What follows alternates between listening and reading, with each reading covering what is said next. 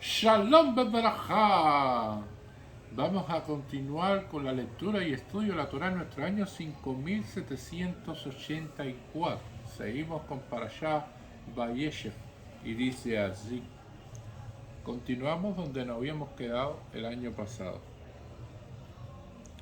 ויראו אחד כי אותו חת אביכם מכל אחד ויזרנו אותו ולא יאכלו דברו לשלום.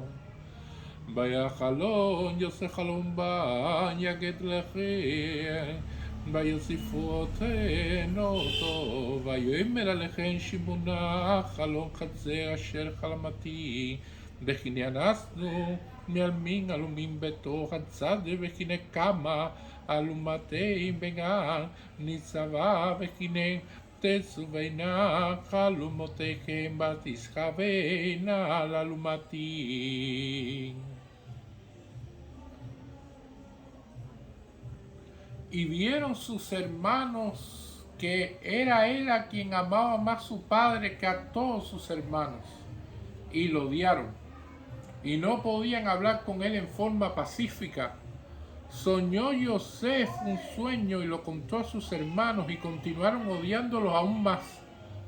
Le dijo, oigan por favor este sueño que soñé. Y aquí que estábamos nosotros atando gavillas en medio del campo, cuando he aquí que levanto mi gavilla y también se quedó erguida. Entonces aquí que se reunieron en derredor las gavillas de ustedes y se inclinaron ante mi gavilla. Le dijeron sus hermanos, ¿acaso habrás de reinar sobre nosotros? ¿Acaso habrás de dominarnos? Y continuaron odiándolo aún más a causa de sus sueños y a causa de sus palabras. Estamos viendo aquí en la parashá de Vayeshev ya la parte en que Yosef, habíamos visto el año pasado, de que había sido premiado con el ketón espacín, o sea, con esa camisa especial que le había hecho Jacob vino a su querido hijo Yosef, en la cual era un premio, por supuesto, porque tenía mangas largas y entonces no tenía que trabajar como sus hermanos, sino que tenía que supervisar a sus hermanos.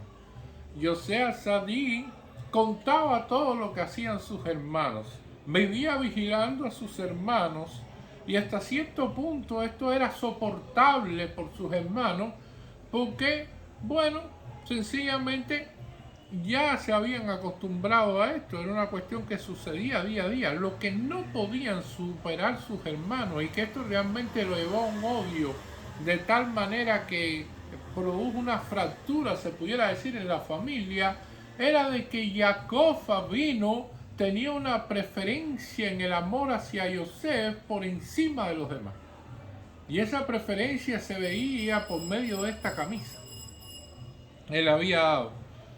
Evidentemente Jacob le mostró un cariño a Yosef y le regaló esta túnica especial que causó dolor y no le podían hablar directamente a Yosef.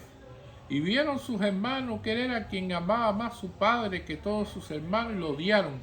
Y no podían hablar con él de forma pacífica. Evidentemente aquí la hipocresía no existía. Yosef, tenemos que entender que era hijo de Rachel. Rachel era la mujer por la cual Jacob quería casarse verdaderamente. Lea apareció como alguien que Rachel permitió de que ocupara su lugar, porque si no, no se iba a casar Jacob con ella. Pero Rachel era la mujer amada de Jacob y Yosef era el primer hijo que tuvo con Rachel precisamente. Yosef fue odiado por los hermanos como Jacob fue odiado por su hermano Esaf. O sea que habían varios rasgos característicos que hacían que Yosef fuera tan especial.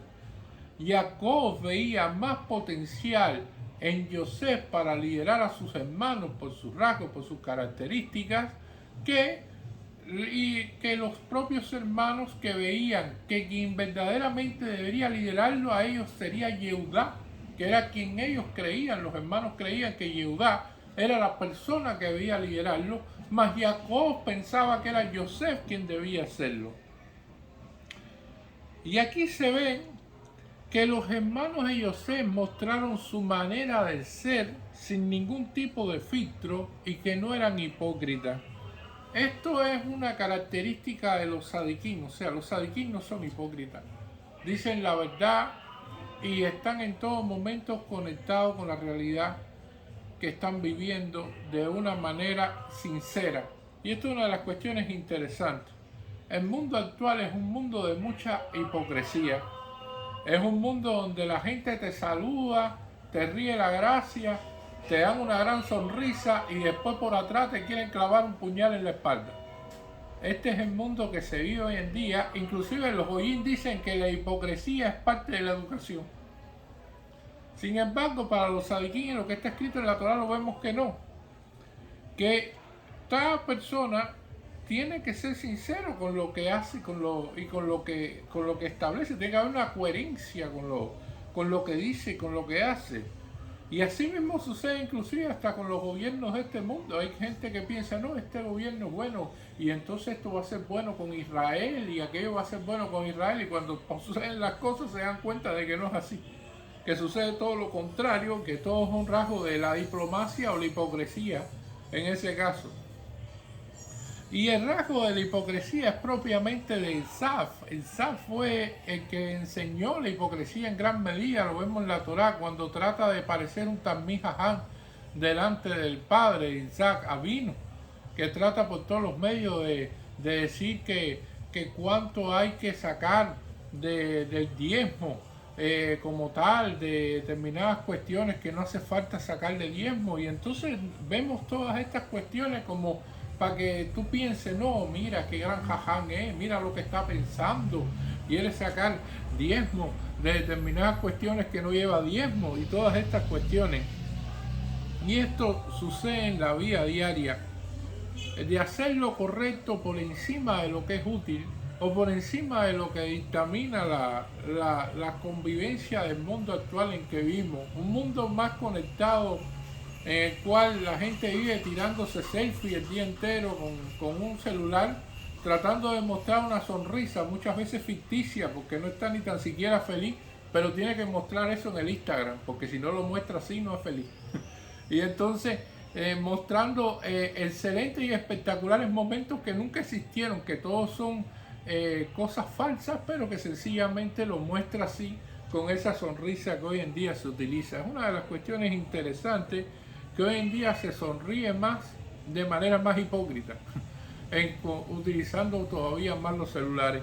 Y esto es una de las cuestiones que sucede en la vida. En la vida hemos tenido que lidiar con esto constantemente.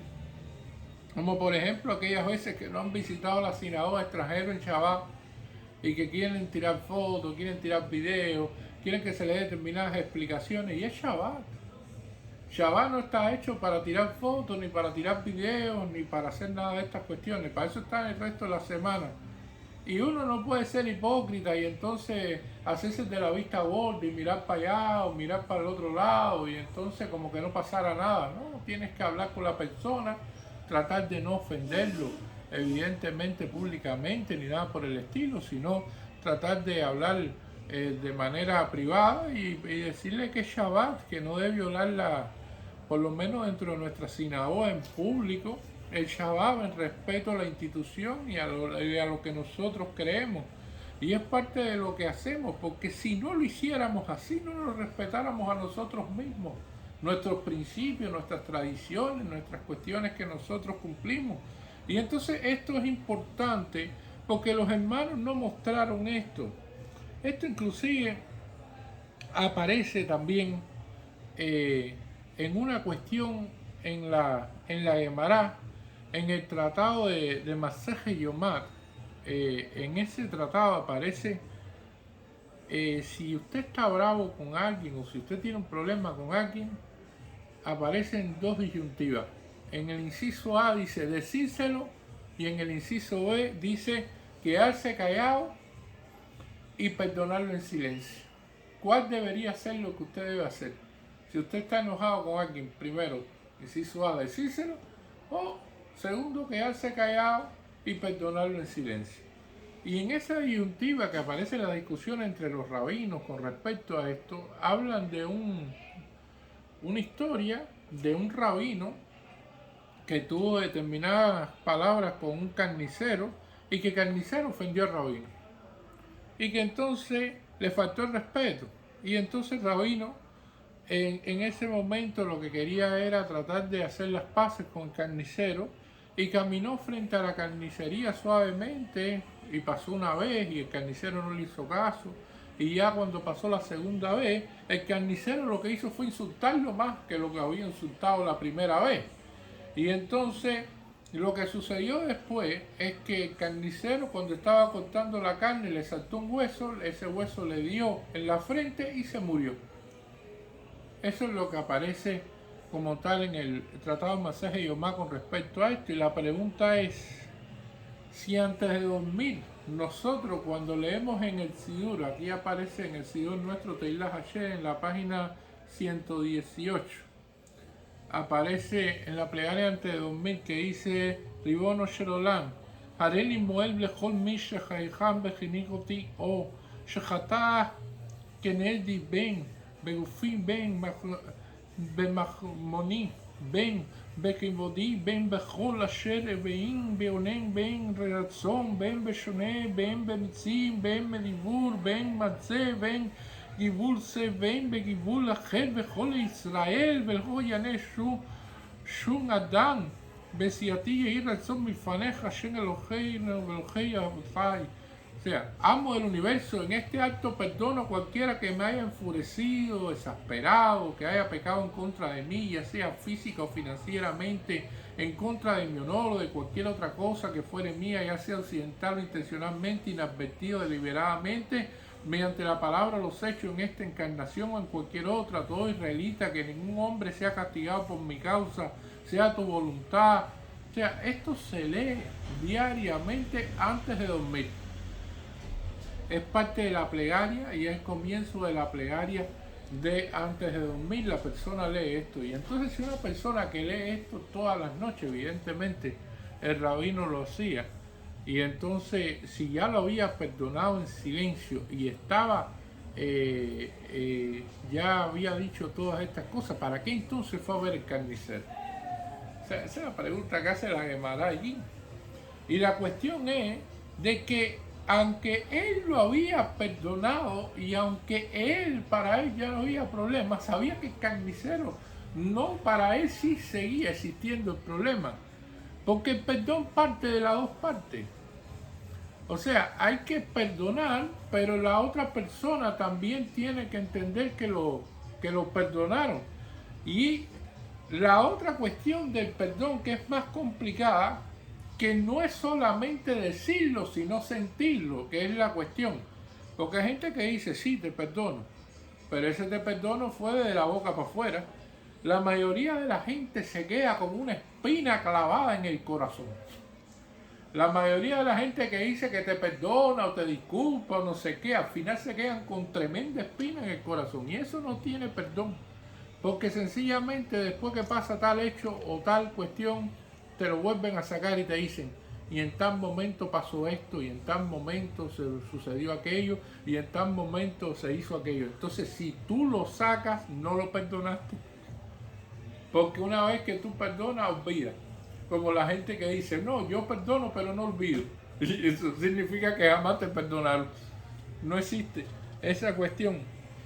Y entonces, eso es uno de los elementos que está pendiente aquí, en lo cual los hermanos de Yosef en todo momento son sinceros en su manera de ser.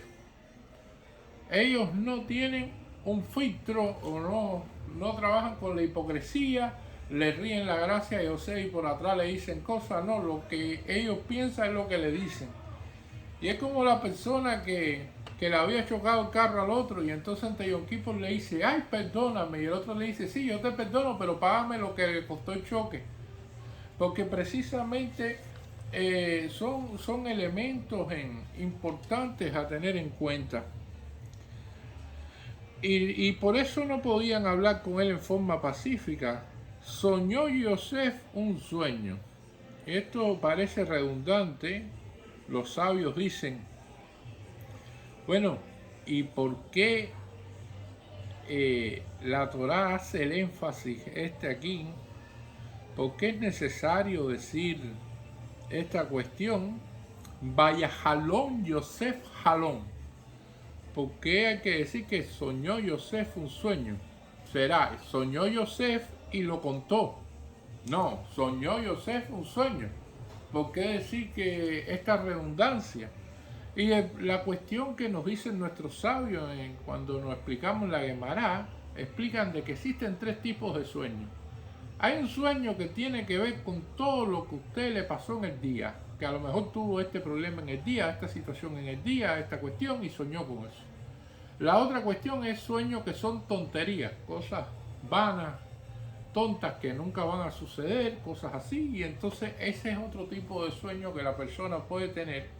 Y hay un tercer sueño que es el sueño profético, el sueño de algo que le va a suceder a usted o que tiene que implicaciones al pueblo de Israel, una serie de cuestiones. El sueño profético es un sueño que por su naturaleza no se puede ocultar, o sea, está prohibido no contarlo. Y esto es una razón por la que soñó Yosef un sueño, o sea, que la Torá enfatiza de que sí lo soñó y de que fue profético, y lo odiaron. Y lo contó a sus hermanos y continuaron odiándolo aún más. O sea, este sueño desató aún más el odio. Porque no es solamente ya de que el padre tenía preferencia con él por la camisa que le dio y todas estas cuestiones, sino que ahora sueña sueños en el cual está soñando de que parece que él va a reinar por encima de los hermanos. Y los hermanos son los que interpretan el sueño, porque Yosef cuenta el sueño, pero quien da las interpretaciones son los hermanos con sus preguntas. Dice, ¿acaso habrás de reinar sobre nosotros? ¿Acaso habrás de dominarnos? O sea, como diciendo, un sueño para que entonces tú vengas a soñar. Pero además la palabra que le hice a los hermanos, que oigan por favor, porque no lo dice sencillamente así, dice, vaya jalón, yo sé jalón, vaya get leja, vaya sifu oche no to, vaya ver alejen, shimuna, oigan por favor, atiendan acá, escuchen, entiendan bien lo que les voy a decir, esto es muy importante, este es mi sueño, y al final el sueño significa que voy a dominarte a ti, a quien las otras personas odian. Y esto es una de las cuestiones que va a ser aquí un desatador del odio, se pudiera decir. El Orah Jaim acabó nos explica de que la Torá certifica en primer lugar que es un sueño profético. Y evidentemente ya existe un prejuicio de fondo porque ya hay alguien que tú ves y ya te cae mal. Existen personas que tienen otras personas que son catalizadores de esa persona entrar en cólera. Hay personas que ven a alguien que no le cae bien y ya se sienten mal. Y ya enseguida entran en cólera. Y estaban normales, estaban hablando contigo, estaban tranquilos, estaban no sé qué. Vieron a fulanito y si ese fulanito le dice algo, ya aquello desata de hecatombe. Porque ya existe un prejuicio negativo. Ya existe, y esto es lo que existe aquí también. Y esto es, por supuesto, que es negativo. Y ese es, por ejemplo, la persona que está con el rabino y entonces lo llaman al celular y mira el celular y dice, oh, es mi esposa de nuevo. Y entonces le dice el rabino, pero ¿por qué tú lo dices así? No, porque si es mi esposa lo que viene es a plantearme un problema, una situación. Y le dice el rabino, pero no va a ser para darte una buena noticia o para decirte que a lo mejor sucedió algo bueno, que te cocinó algo bueno en la casa. No, si es mi esposa es para darme problemas, situaciones y para decirme cosas negativas. Entonces, si ya la persona tiene un prejuicio negativo, entonces ya ahí se desata más. Y que esa persona te diga a ti de que entonces te va a dominar a ti, por favor, la vida. Eso fue como si se le fuera a caer el mundo. El fondo nos dice que Yosef cometió un error al contar el sueño. Aunque el sueño fuera profético y la Torá nos diga de que no debería contarse en todo momento el sueño si es profético, el Seforno nos dice de que debería haberle preguntado a su padre Jacob a ver qué decía su padre. Porque esta palabra de Shimuna, de que profundicen, de que agarren el mensaje, que acaso tú vas a gobernar sobre nosotros. Y entonces, ¿qué es lo que significa esto? Y la cuestión tiene que ver específicamente con lo que plantea la Torá.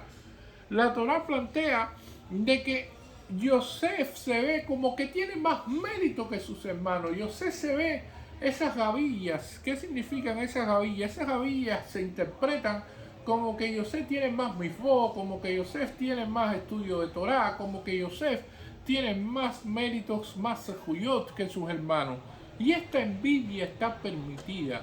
Hay envidias que están permitidas dentro de la Torá. ¿Qué envidia está permitida? Que si alguien estudia más Torá que usted, que sabe más Torá que usted, esa envidia está permitida. Porque usted tiene que envidiar eso, está permitido de que usted diga, mira, él estudia más Torá que yo, tiene más conocimiento que yo no he podido llegar a tanto, yo no sé tanto, yo no tengo tiempo para tanto, yo quisiera estudiar más Torá, yo quisiera conocer más Torá. O una persona que llega y es el primero en llegar a rezar por la mañana, y es el primero en ponerse los tefilín, y es el primero en decir todas sus oraciones, y entonces esa persona es digna de ser envidiada por eso, porque cumple con la Torá, cumple con las misbot, cumple con estas cuestiones y puede hacer esto. Y estas son las envidias permitidas. No en el mundo de hoy, un mundo tan material, en el cual la gente lo que más envidia son las cosas materiales pasajeras, que ninguna nos vamos a llevar cuando nos vayamos 120 años de ser a Hashem de este mundo. Y entonces esas son las cuestiones que suceden. Y entonces los hermanos veían que los méritos de Yosef eran superiores a ellos y por lo tanto lo envidiaban también por esta cuestión. Y eso por supuesto que y continuaron odiándolo aún más a causa de sus sueños y a causa de sus palabras. Y esto es el mensaje que nos da la Parashá a Shavua. Que nosotros podamos eliminar el prejuicio negativo, que nosotros podamos llevarnos bien, que nosotros podamos solamente tener envidias por las cuestiones positivas de que las personas estudien la Torá, de que las personas cumplan con las misbot, de que estas cuestiones, todas estas cuestiones van a hacer de que Am Israel sea más fuerte, de que Am Israel sea meritoria, de que venga más pronto el Moshiach y que sea salvado de todos estos momentos tan difíciles. Y ahora, como estamos en este momento tan complejo para el pueblo de Israel, vamos a hacer los salmos que siempre estamos recitando diariamente por el bien del pueblo de Israel. שירי סמך אל אדוני ושרתני קראתי וינני אדוני יסריט לאנשים משחת שקר מלשון רמייה מה ייתן לך ומה יוציא לשון רמייה קצה גיבור שנונים נינגח על רתמים או ילי כי יעתי מששן חנתין אכול לקדר רבה שכנה לאנשים אם שונא שלום אני שלום בכי אדבר המה למלחמה שיר אסלאמה לא אשא עינייך אל אחרים מאין יבוא עשרי בן אדוני עושה שמיים בארץ אל ייתן לאמור רגלך ינון שומרך כי לא ינום ולא יישן שומר ישראל אדוני שומרך אדוני צילך על יד ימינך מן השם לא יכת וירח בלילה אדוני ישמורך מכל רע ישמור את נשך אדוני ישמור שתך ובואך מעתה ועד עולם. Amén. Muchas gracias.